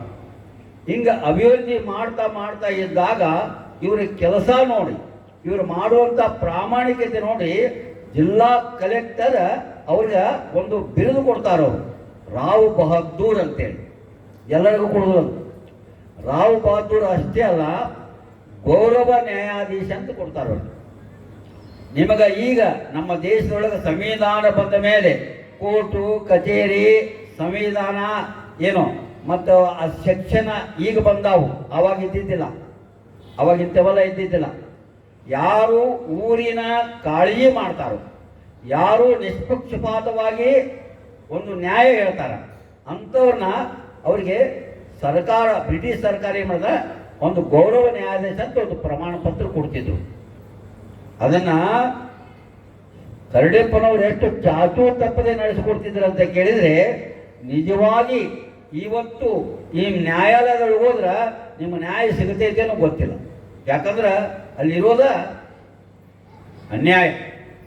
ಹೆಸರಿಗೆ ನ್ಯಾಯಾಲಯ, ಅಲ್ಲಿ ನೋಡೋದು ಏನಂದ್ರೆ ಎಲ್ಲ ಅನ್ಯಾಯನೇ. ಕಾರಣ ಏನಂದರೆ ಈ ಎಲ್ಲರೂ ಅಂತಲ್ಲ, ಕೆಲವರು ಹಂಗೆ ಮಾಡ್ಯಾರ, ವಿಶ್ವಾಸ ಕಳ್ಕೊಂಡು ಬಿಟ್ಟಾರ. ಈಗ 1 ವರ್ಷ ಆಗೋದು 20 ವರ್ಷ ಕಳ್ಕೊಂಡು ಬಿಡ್ತೈತಿ. ಕಾರಣ ಏನು? ಅದಕ್ಕೊಬ್ಬರು ಅನುಭವಗಳು ಹೇಳಿದ್ರು, ವ್ಯಾಪಾರ ಮಾಡಿದ್ರೆ ಸಂತಿಯೊಳಗೆ ತುಡುಗು ಮಾಡಿದ್ರ ಅದಕ್ಕೆ ವ್ಯಾಪಾರ ಅಂತಾರಂತ. ಏನಮ್ಮ? ನ್ಯಾಯಾಲಯ ತುಡುಗು ಮಾಡಿದ್ರ ಅದಕ್ಕೆ ಪಿ ಅಂತಾರಂತ. ಮತ್ತೆ ದೇವಸ್ಥಾನದೊಳಗೆ ಕಾಣಿಕೆ ತುಡುಗು ಮಾಡಿದ್ರೆ ಅದಕ್ಕೆ ಕಾಣಿಕೆ ಅಂತಾರಂತ. ದೇವಸ್ಥಾನ ತುಡುಗು ಮಾಡಿದ್ರೆ ಅದಕ್ಕೆ ಕಾಣಿಕೆ, ನ್ಯಾಯಾಲಯ ತುಡುಗು ಮಾಡಿದ್ರೆ ಅದಕ್ಕೆ ಪಿ, ಸಂತಿಯೊಳಗೆ ತುಡುಗು ಮಾಡಿದ್ರೆ ಅದಕ್ಕೆ ವ್ಯಾಪಾರ ಅಂತ ಅಂತಾರೆ. ಹಂಗ ವ್ಯಾಪಾರ ವಿಷಯದೊಳಗೆ ಪ್ರಾಮಾಣಿಕವಾಗಿ, ನ್ಯಾಯ ವಿಷಯದೊಳಗೆ ನ್ಯಾಯಸಮ್ಮತವಾಗಿ ಕರಡಿಯಪ್ಪನವರು ಬದುಕ್ತಾ ಇರುವಂಥ ಈ ರೀತಿಯನ್ನು ನೋಡಿ ಅವ್ರಿಗೆ ರಾವ್ ಬಹದ್ದೂರ್ ಅಂತ ಕೊಡ್ತಾರೋ, ಗೌರವ ನ್ಯಾಯಾಧೀಶ ಅಂತ ಕೊಡ್ತಾರೋ. ಇಷ್ಟೆಲ್ಲ ಮಾಡಿದ ಮೇಲೆ ಏನಾರು ಒಂದು ಮಾಡಬೇಕಂತೇಳಿ ಆಗಿನ ದಿನಮಾನದೊಳಗೆ ಶಿಕ್ಷಣ ಇದ್ದಿಲ್ಲ, ನೋ ಡೌಟ್. ಯಾಕಂದ್ರೆ ಪ್ರಪ್ರಥಮ ಈ ನಮ್ಮ ದೇಶದೊಳಗೆ, ಅದರಾಗ ಕರ್ನಾಟಕದೊಳಗೆ ಮೊಟ್ಟ ಮೊದಲಿಗೆ ಶಿಕ್ಷಣ ಪ್ರಾರಂಭ ಆಗಿದ್ದೇ ಸಕ್ರಿ ಕರಡಿಯಪ್ಪನವರಿಂದ. ಆ ನಂತರ ಧಾರವಾಡದಾಗ ಆಗ್ತದೆ, ದಾವಣಗೆರೆಯೊಳಗೆ ಆಗ್ತದೆ, ನರೇಗಲ್ಲೊಳಗೆ ಆಗ್ತದೆ. ಆದರೆ ಮೊಟ್ಟ ಮೊದಲಿಗೆ ಮೈಸೂರ ನಂತರ ಏನಾದರೂ ಶಿಕ್ಷಣ ಪ್ರಾರಂಭ ಆಗಿತ್ತಂದ್ರೆ ಅದು ಬಳ್ಳಾರಿಯೊಳಗ, ಅದು ಕರಡಿಯಪ್ಪನವರ ಆಶ್ರಯದಿಂದ ಅನ್ನೋದು ನೆನಪಿಟ್ಟುಕೊಳ್ಬೇಕು. ಮೊಟ್ಟ ಮೊದಲಿಗೆ ಎಂಥ ವ್ಯವಸ್ಥೆ ಮಾಡಿದ್ರು ಅಂತ ಕೇಳಿದ್ರೆ ಕರಡಿಯಪ್ಪನವರು, ನಿಮಗೆ ನಿಜ ಹೇಳ್ತೀನಿ, ಅಲ್ಲಿ ಅಧ್ಯಾಪಕರಿಗೆ ಸ್ವಂತ ನಿವೇಶನ ಮತ್ತು ವಿದ್ಯಾರ್ಥಿಗಳಿಗೆಲ್ಲ ಏನು ಸ್ವಂತ ಅವರಿಗಿರುವಂಥ ಎಲ್ಲ ವ್ಯವಸ್ಥೆ ಜೊತೆಗೆ ಅಲ್ಲಿ ಅಗಸರ ನೇಮಕ ಮಾಡಿದ್ರು ಬಟ್ಟೆ ಹೊಯ್ಯಲಿಕ್ಕೆ. ಮತ್ತು ಕ್ಷೌರಿಕರನ್ನ ನೇಮಿಸಿದ್ರು. ತಿಂಗಳ ಪಗಾರ ಕಾಯಂ ಇರಬೇಕಲ್ಲಿ. ದಿನ ಕ್ಷೌರ ಮಾಡಬೇಕು, ದಿನ ಬಟ್ಟೆ ತೊಳಿಬೇಕು. ಏನಮ್ಮ, ಅವ್ರಿಗೇನು ಬೇಕಾದಂಥ ವ್ಯವಸ್ಥೆವೆಲ್ಲ ಅಲ್ಲಿ ಮಾಡಿದ್ರು ಅನ್ನೋದಕ್ಕೆ ಕರಡಿಯಪ್ಪನವರ ಉದಾರತ್ವ ನಮಗೆ ಗೊತ್ತಾಗ್ತದೆ. ಇವತ್ತೆಲ್ಲ ಬಹಳ ಸಂಸ್ಥೆ ಆದವು, ಆದ್ರೆ ಅದರೊಳಗೆ ವ್ಯಾಪಾರೀಕರಣ ಇರ್ತದ. ಆದ್ರೆ ನಿಸ್ವಾರ್ಥವಾಗಿ ಮಾಡಿರುವಂಥ ಶ್ರೇಯಸ್ಸು ಕರಡಿಯಪ್ಪನವರಿಗೆ ಸಲ್ತದೆ. ಅದರೊಳಗೆ ಯಾರ್ಯಾರು ಕಲ್ತಾರ ಅನ್ನೋದಕ್ಕೆ ನಿಮಗೆ ಉದಾಹರಣೆ ಕೊಡಬೇಕಾಗ್ತದೆ. ಚಿತ್ತರಿಗಿ ವಿಜಯ ಮಹಾಂತೇಶ್ವರ ಅಂತೇಳಿ ಆಗಿನ ಕಾಲದ ಇವರಲ್ಲ, ಮಾಂತಜೋಳಿಗೆ ಮಾಂತಪ್ಪನವರಲ್ಲ, ಚಿತ್ತರಿಗಿ ಚಿಜ್ಜೋತಿ ಅಂತ ಅಂತಾರಲ್ಲ, ಅವರು ಮೈಸೂರಿನವರು. ಮೊಟ್ಟ ಮೊದಲಿಗೆ ಬಳ್ಳಾರಿಗೆ ಬಂದು ಬಳ್ಳಾರಿಯೊಳಗ ಕರಡಿಯಪ್ಪನವರ ಆ ಆಶ್ರಯದಾತರಾಗಿ ವಿದ್ಯಾ ಕಲಿತಂತ ಮೊಟ್ಟ ಮೊದಲಿಗೆ ಯಾರಾದರೆ ಚಿತ್ತರಿಗಿ ವಿಜಯ ಮಹಾಂತಪ್ಪನವರು. ನೆನಪಿರಲಿ ನಿಮಗೆ. ನಮ್ಮ ಗುಡೂರ ದೊಡ್ಡ ಬಸವಾರ್ಯಾರು, ನಿಮಗೆ ಅವ್ರು ನೆನಪಿದ್ರೆ ಸಜ್ಜಲಗೂಡು ಶರಣಮ್ಮ ನೆನಪಾಗ್ತಾಳೆ. ಗುಡೂರ ದೊಡ್ಡ ಬಸವಾರ್ಯಾರು ಅಲ್ಲೇ ಕಲ್ತಾರು. ಕಂದಗಲ್ಲ ಪರ್ವತ ಶಾಸ್ತ್ರಿಗಳು ಅಲ್ಲೇ ಕಲ್ತಾರು. ಬಹಳ ಮಂದಿ ದೊಡ್ಡ ನಮ್ಮ ಹಾವೇರಿ ಶಿವಸ್ವಾಮಿಗಳು, ಆಮೇಲೆ ಶಿವ ಮಂದಿರದ ಅಧ್ಯಕ್ಷರಾಗ್ತಾರಲ್ಲ, ಅವರು ಕೂಡ ಅಲ್ಲೇ ಕಲ್ತಾರು.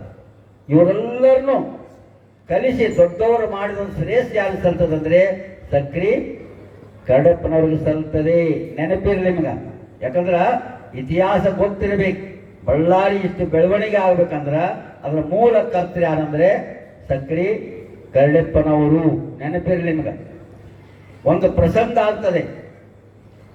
ಚಿತ್ತರಿಗಿ ವಿಜಯ ಮಹಾಂತೇಶ್ವರು ಆ ಸಕ್ರಿ ಕರಡಿಯಪ್ಪನಿಗ ವಿಧೇಯರಾಗಿ ನಡ್ಕೊಂತಿರ್ತಾರೆ. ಇಂಥ ಪವಿತ್ರವಾದಂಥ ಗುರುಲಿಂಗ ಜಂಗಮ ಸೇವೆ ಮಾಡುವಂಥ ಭಕ್ತ ನಾ ಎಲ್ಲಿ ನೋಡಿಲ್ಲ, ನಾ ಇಲ್ಲೇ ಇರಬೇಕಂತೇಳಿ ಅವರು ಕಟಿಬದ್ಧರಾಗಿದ್ದಾಗ ನಮ್ಮ ಇಲಕಲಕ್ಕ ಪೀಠಾಧಿಪತಿಗಳಾಗಬೇಕಂತೇಳಿ ಭಕ್ತರ ಸಮೂಹ ಒತ್ತಡ ತರ್ತದೆ. ನಾವು ಹೋಗುದಿಲ್ಲಪ್ಪ, ನಾವು ಹೋಗುವುದಿಲ್ಲ, ಇಂಥ ಈ ಪವಿತ್ರವಾದಂಥ ಜಾಗ ಬಿಟ್ಟು ನಾ ಎಲ್ಲಿ ಹೋಗಲಿ, ಇಲ್ಲೇ ನಾ ಇರ್ತೀನಿ ಅಂತ ಹೇಳಿದಾಗ ನೋಡಿ ಸಕ್ಕರೆ ಕರಡಿಯಪ್ಪನವರು ಎಷ್ಟು ಉದಾರಿಗಳಂತ ಕೇಳಿದ್ರೆ, ನೋಡಿ ಸ್ವಾಮಿ, ನೀವು ಸಮಾಜಕ್ಕಾಗಿ ದುಡಿಯೋರು, ಸಮಾಜ ಉನ್ನತಿ ಮಾಡಬೇಕು, ಧರ್ಮ ಪ್ರಚಾರ ಮಾಡೋರು, ದಯವಿಟ್ಟು ನಿಮ್ಮಲ್ಲಿ ವಿನಂತಿ ಮಾಡಿಕೊಳ್ತೀನಿ, ಹೇಗಾದರೂ ಮಾಡಿ ಇಲ್ಲಕಲ್ಲ ಮಠಕ್ಕೆ ನೀವು ಪೀಠಾಧಿಪತಿಗಳಾಗ್ರಿ ಅಂತೇಳಿ ಮನವೊಲಿಸಿದಾಗ ಆವಾಗ ಚಿತ್ತರಿಗೆ ವಿಜಯಮಾಂತೇಶ್ವರರು ಇಳಕಲ್ ಮತ್ತು ಚಿತ್ತರಿಗೆ ಪೀಠಕ್ಕೆ ಅಧಿಕಾರಿಗಳಾಗ್ತಾರೆ. ಇದ್ರ ಶ್ರೇಯಸ್ ಯಾವ ಸಲ್ತಂದ್ರೆ ಸಕ್ರಿ ಕಡೆಪ್ಪನವ್ರು ಸಲ್ತದೆ. ನೆನಪಿರಲಿ ನಿಮಗೆ, ನೆನಪಿರಲಿ ಇತಿಹಾಸ. ಯಾಕಂದ್ರೆ ಯಾರು ಕೇಳಿದ್ರೆ ಲಿಂಗಾಯತೊಳಗಿಂತ ಶಕ್ತಿವಾನ ಇದ್ರೆ ಅನ್ನೋದು ನಮ್ಗೆ ಹೇಳಾಕ್ಬೇಕಲ್ಲ, ಬೇಕು ಬೇಡಮ್ಮ. ಇಷ್ಟು ಮಾಡಿದ ಮೇಲೆ ಅವರು ಮಾಡಿರುವಂಥ ಇನ್ನೊಂದು ಏನು ಕೆಲಸ ಅಂತ ಕೇಳಿದರೆ ಧರ್ಮ ಜಾಗೃತಿ ಮಾಡಿದರು. ಧರ್ಮ ಮಾಡಿದರೆ ನಮಗೆ ರಕ್ಷಣೆ ಆಗ್ತದೆ ಇರ್ಲಿಕ್ಕಿಲ್ಲ ಇಲ್ಲ. ಹೀಗೆ ಮಾಡ್ತಾ ಇರುವಾಗ ಒಂದು ಸಲ 1850 ಅಥವಾ 53ನೇ ಸಾಲಿನೊಳಗೆ ಭಾಳ ಬರ ಬರ್ತದೆ. ಎಷ್ಟು ಬರ ಬರ್ತದೆ ಅಂತ ಕೇಳಿದ್ರೆ 12 ತಿಂಗಳು ಮಳೆ ಆಗೋದಿಲ್ಲ. ಎಷ್ಟು ತಿಂಗಳ? 12 ತಿಂಗಳು ಮಳಿನಂದ್ರೆ ಏನಾಗ್ತದೆ ಪರಿಸ್ಥಿತಿ? ಒಂದು ಹನಿ ನೀರು ಎಲ್ಲಿ ಸಿಗುದಿಲ್ಲ. ಆವಾಗ ಇಡೀ ಬಳ್ಳಾರಿ ಜಿಲ್ಲೆಗೆ ಎಲ್ಲರೂ ದನ ಕರು ಸತ್ತು ಹೋಗ್ತಾವು, ಮನುಷ್ಯರು ವಲಸೆ ಹೋಗ್ತಿರ್ತಾರ. ಆವಾಗ ದಿನಕ್ಕೆ 7,000 ಜನರಿಗೆ ಅನ್ನ ದಾಸೋಹ, ವಸತಿ ದಾಸೋಹ ಮಾಡಿದಂಥ ಶ್ರೇಷ್ಠ ಯಾರು ಸಲ್ತಂದ್ರೆ ಸಕ್ರಿ ಕರಡೆಪ್ಪನವರು ಸಲ್ತದೆ. ಇತಿಹಾಸ ಇದು, ನಾವು ಸುಳ್ಳು ಹೇಳ್ತಾ ಇಲ್ಲ, ನಡೆದ ಘಟನಾ. ಅಂದ್ರೆ ಅಂದು ನಮ್ಮಪ್ಪ ಬಸವಣ್ಣ ಮಾಡಿದಂಥ ದಾಸೋಹ ಬಳ್ಳಾರಿ ಒಳಗೆ ಮತ್ತೆ ಮಾಡಿದವರು ಯಾರಂದ್ರೆ ಸಕ್ರಿ ಕರಡಪ್ಪನವರು. ಅದಕ್ಕೆ ಅವ್ರಿಗೆ 2ನೇ ಬಸವಣ್ಣನ ವಂಶಜ ಅಂತಲೂ ಹೇಳ್ತಾರೆ ಕವಿಗಳು, ಗೊತ್ತಾಗ್ತಿಲ್ಮ. ಹಿಂಗೆ ಮಾಡ್ತಾ ಇರುವಾಗ ಅವರು ಈ ಬರ ಪರಿಹಾರದೊಳಗೆ ಮಾಡುವಂಥ ಈ ಖರ್ಚಿನೊಳಗೆ ತಮ್ಮ ಆಸ್ತಿ ಎಲ್ಲವೂ ಹೋಗ್ಬಿಟ್ಟಿರ್ತೈತಿ. ಸರ್ಕಾರಕ್ಕೆ ಕೊಡಬೇಕಾದಂಥ ಪಾಣಿ ಪಟ್ಟದ ರೊಕ್ಕ ಬಾಕಿ ಹಂಗ ಉಳಿದಿರ್ತೈತಿ. ಏನು ಮಾಡಬೇಕು ಅಂತ ಚಿಂತಾಕ್ರಾಂತ ಮಾಡಿದಾಗ ಲಿಂಗಯ್ಯನ ಮುಂದೆ, ನೋಡಪ್ಪ ನೀನೇ ಕಾಪಾಡಬೇಕು ಎನ್ನ ವಾಮಕ್ಷೇಮ ನಿಂದು ಅಂತ ಆತನಿಗೆ ಸಮರ್ಪಣೆ ಮಾಡಿಕೊಂಡಾಗ ಆಗಿನ ಬ್ರಿಟಿಷ್ ಅಧಿಕಾರಿಗಳು ಸಮೀಕ್ಷೆ ಮಾಡ್ತಾರ. ಸಕ್ಕರೆ ಕರಡಪ್ಪ ಸರ್ಕಾರಕ್ಕೆ ಯಾಕೆ ಪಾಣಿ ಪಟ್ಟಿ ಕಟ್ಟಿಲ್ಲ, ಬಾಕಿ ಯಾಕೆ ಉಳಿದೈತಿ ಅಂತ ಸಮೀಕ್ಷೆ ಮಾಡಿದಾಗ ಅವರು ಮಾಡ್ತಾ ಇರುವಂಥ ಸಾಮಾಜಿಕ ಕಾರ್ಯ, ಪರೋಪಕಾರ ಕೆಲಸ ಮತ್ತು ಬರದೊಳಗೆ ಮಾಡುವಂಥ ದಾಸೋಹವನ್ನು ಗಮನಿಸಿದಾಗ ಇಂಥ ವ್ಯಕ್ತಿಗೆ ನಾವು ಏನೋ ದಂಡ ಹಾಕಬಾರದು, ಇವರು ಮಾಡಿರುವಂಥ ಕೆಲಸ ಸರ್ಕಾರ ಮಾಡುವಂಥ ಕೆಲಸ ಮಾಡಿದೆ ಅಂತೇಳಿ ಆ ಪಾಣಿ ಪಟ್ಟ ಲೆಕ್ಕ ಮಾಪು ಮಾಡಿಬಿಡ್ತಾರೆ ನೋಡಿ ಸರ್ಕಾರದವರು. ಅಂದ್ರೆ ಸರ್ಕಾರನೂ ಕೂಡ ಸೂಕ್ಷ್ಮವಾಗಿ ಗಮನಿಸ್ತಿರ್ತದೆ. ಅದಕ್ಕೇನು ಕಣ್ಣಿಲ್ಲ ಅಂತ ಅನ್ನಬಾರದು.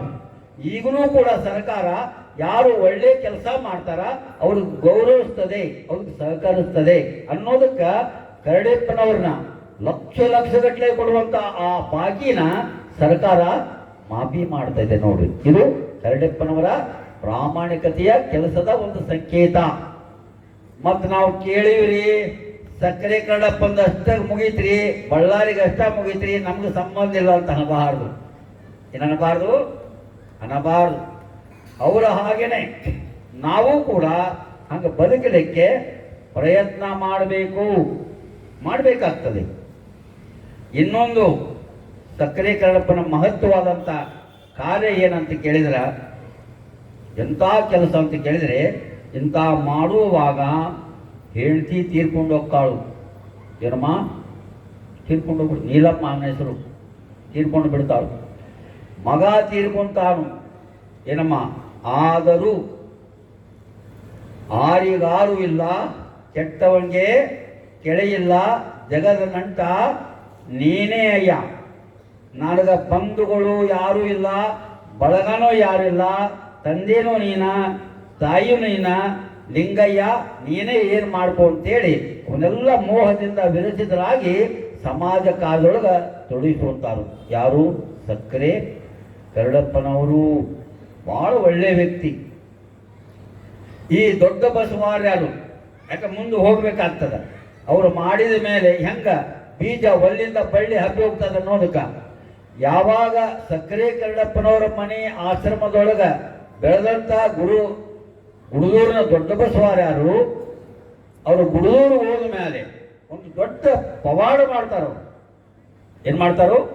ದೊಡ್ಡ ಪವಾಡ. ಭಾಳ ಅನುಭವಿಗಳು ಹಳ್ಳಿಗೆ ಹೋಗಿ ಧರ್ಮದ ಜಾಗೃತಿ ಮಾಡೋದು, ಸತ್ಯವನ್ನ ಧರ್ಮವನ್ನ ಬೋಧಿಸೋದು, ನಿಜಗುಣ ಶಾಸ್ತ್ರ ಶರಣದ ವಚನಗಳನ್ನ ಹೇಳೋದು ಹಿಂಗೆ ಮಾಡ್ತಿರ್ತಾರೋ ಅಂತ ಸಂದರ್ಭದೊಳಗ ಯಲಬುರ್ಗಾ ತಾಲೂಕಿನೊಳಗ ಮುದೇನೂರು ಅಂತ ಒಂದು ಊರು ಬರ್ತದೆ.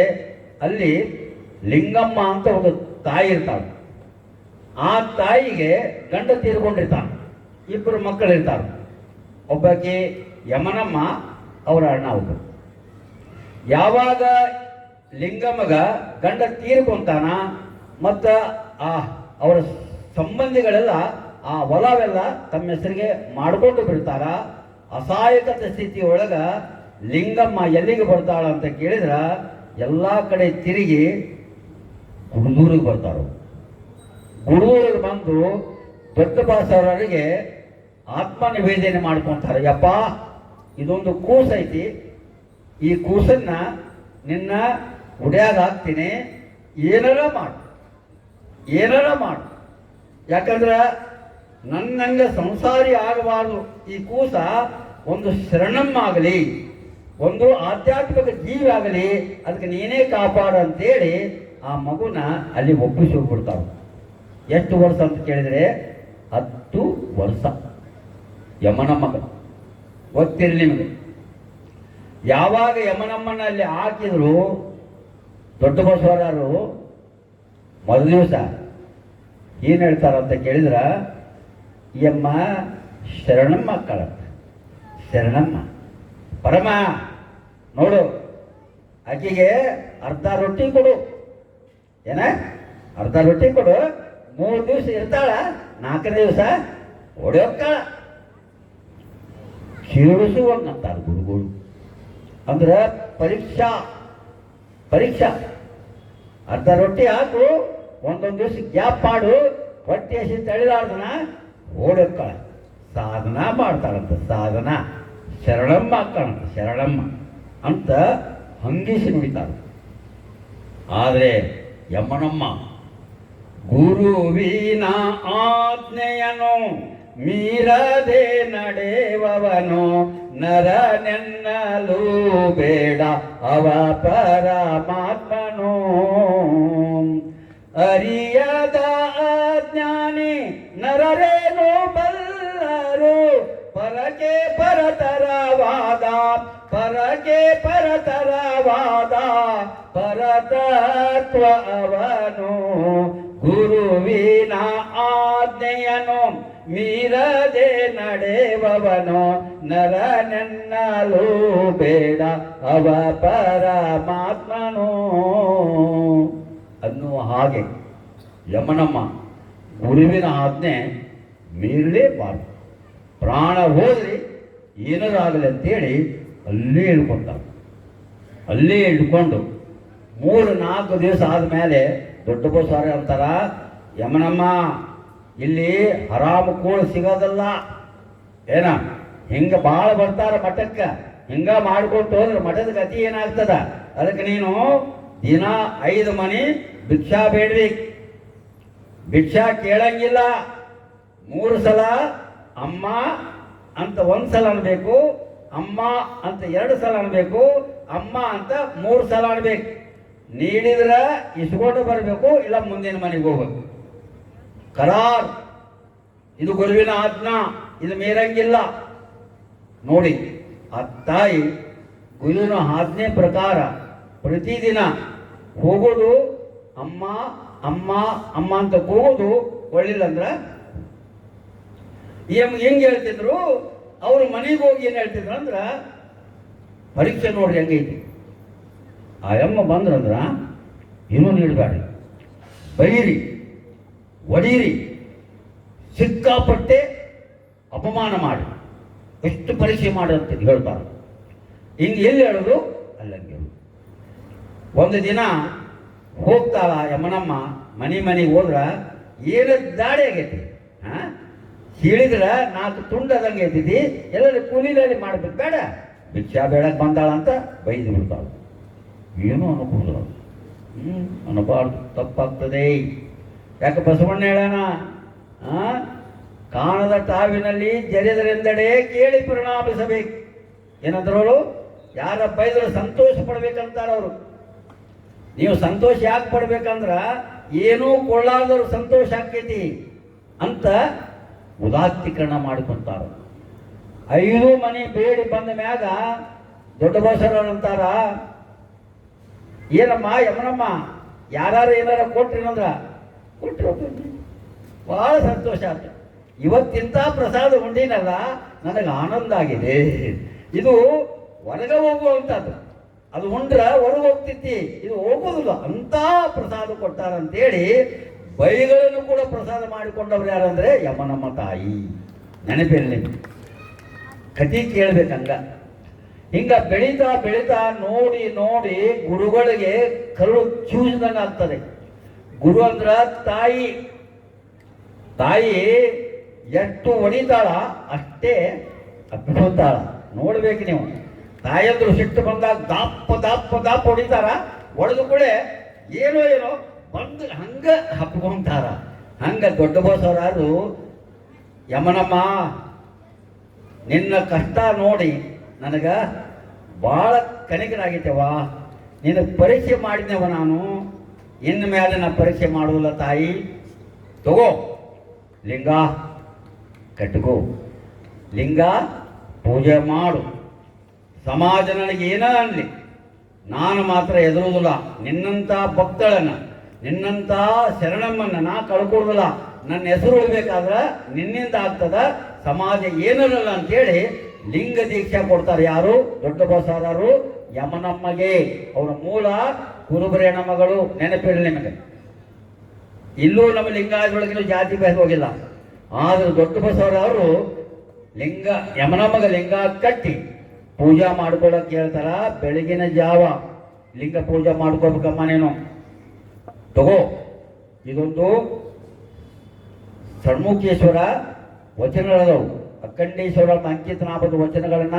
ಇದನ್ನ ಬಿಟ್ಟು ನೀನು ಬೇರೆ ಓದಂಗಿಲ್ಲ, ಈ ಊರು ಬಿಟ್ಟು ಎಲ್ಲಿ ಹೋಗಂಗಿಲ್ಲ. ಅದನ್ನ ನೋಡ್ರಿ, ಇಲ್ಲಿ ಬಿಟ್ಟು ಎಲ್ಲಿ ಹೋಗಂಗಿಲ್ಲ, ಇದು ಓದ್ಕೊಂತಿರ್ಬೇಕು. ಓದಿದಳು ಓದಿದಳು ಲಿಂಗ ಪೂಜಾ ಮಾಡಿದಳು. 3 ವೇಳೆ ಲಿಂಗ ಪೂಜಾ ಮಾಡಿದ ಮೇಲೆ ಶರಣಮ್ಮನ್ನ ಎಂಥ ಜ್ಯೋತಿ ಆಯ್ತಂದ್ರೆ ಸಜ್ಜಲ ಗುಡ್ಡಕ್ಕೆ ಒಂದು ಹೆಸರು ತಂದಂತ ತಾಯಿ ಶರಣಮ್ಮ. ಅದು ನೋಡ್ರಿ, ಶರಣಮ್ಮ. ಈ ಸಜ್ಜಲ ಗುಡ್ಡ ಶರಣಮ್ಮನ ಒಂದು ಮೂರ್ತಿ ತಯಾರು ಮಾಡಿದವರು ಯಾರಂದ್ರೆ ಗುಡೂರಿನ ದೊಡ್ಡ ಬಸವರಾಯರು. ಬಹುಶಃ ತಾಯಿ ಸಜ್ಜಲಗುಡ್ಡದಾಗ ಇರುವಾಗ ಕರ್ನಾಟಕ ರಾಜ್ಯದೊಳಗೆ ಎಷ್ಟು ಮಠ ಅದಾವಲ್ಲ, ಎಲ್ಲ ಸ್ವಾಮಿಗಳು ಅಲ್ಲಿ ಹೋಗಿ ದರ್ಶನ ಪಡ್ಕೊಂಡು ಬಂದಾರೆ. ಮೊದಲಿಗೆ ಲಿಂಗವನ್ನ ಅವರು ನೋಡ್ತಾರಮ್ಮ, ಸಮಾಜ ಬಹಳ ಕೆಟ್ಟೈತಿ, ಶರಣಮ್ಮ ನೀನು ತುರಿವನಾಗಿಟ್ಟುಕೊಂಡು ಲಿಂಗ ಪೂಜೆ ಮಾಡ್ಕೋಬೇಕಂತೇಳಿ ಆಜ್ಞಾ ಮಾಡಿರ್ತಾರು. ಗುರುವಿನ ಆಜ್ಞೆಯೊಳಗ ಪೂಜೆ ಮಾಡಿಕೊಳ್ಳೋದು, ತುರಿವನಾಗಿಟ್ಟುಕೊಳ್ಳೋದು.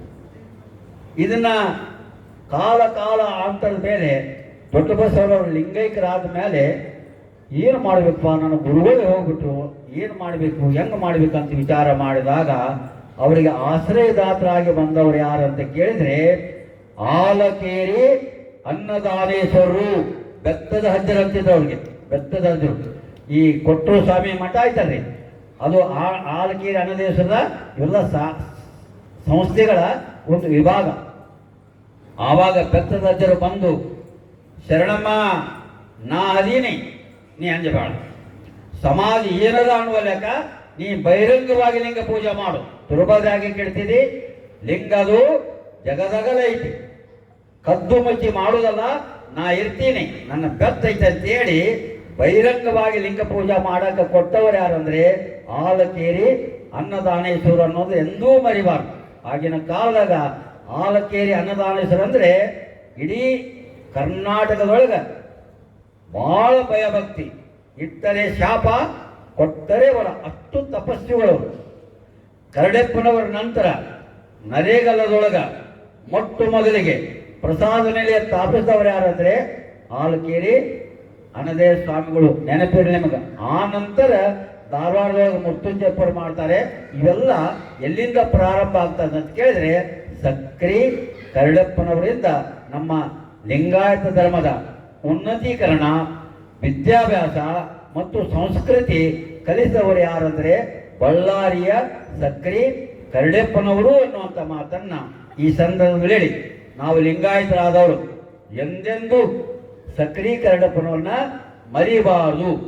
ಅವರು ನಮ್ಮ ಮಕ್ಕಳಿಗೆ ಸಕ್ರಿ ಕರಡಪ್ಪನ ಹೆಸರು ಇಟ್ಟು ಅವ್ರನ್ನ ಜೀವಂತವಾಗಿ ಇರಿಸಬೇಕು ಅನ್ನೋದೇ ನಿಮ್ಮ ಎಲ್ಲರ ಆಶಯ ಅಂತ ಹೇಳ್ತಾ ನನಗೆ ಮಾತನಾಡುವ ಅವಕಾಶ ಮಾಡಿಕೊಟ್ಟಿರುವಂಥ ಬಸವ ಬಳಗದ ಎಲ್ಲರಿಗೂ ಭಕ್ತಿಯ ಪ್ರಣಾಮವನ್ನು ಸಲ್ಲಿಸಿ ನಾನೊಂದು ವಿನಂತಿ ಮಾಡಿಕೊಳ್ತೀನಿ.